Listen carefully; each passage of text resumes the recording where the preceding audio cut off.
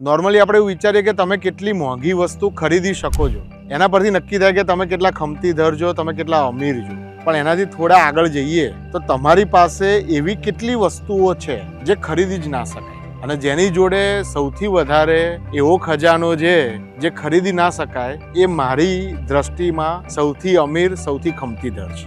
એક નાના બાળકે સ્લેટ ઉપર પહેલો કક્કો ઘૂંટ્યો હોય એની કિંમત ના થાય. અને એ જ રીતે બહુ બ્રોડલી વિચારીએ તો આર્ટ, ક્રિએટિવિટી જો એ તમારા જીવનમાં આવે તો એ એવી વાત છે કે જે ખરીદી ના શકાય. આજે કેટલીક વસ્તુના મૂલ્ય નીકળે પણ એની જે પ્રોસેસ છે, એનું જે સેટિસ્ફેક્શન છે, એ જે ક્રિએશન જે અમૂલ્ય છે. અને આજે તમારા જીવનમાં આવી વસ્તુઓ અથવા એવી એક્ટિવિટીઝ વધે તો તમારું જીવન સમૃદ્ધ બને.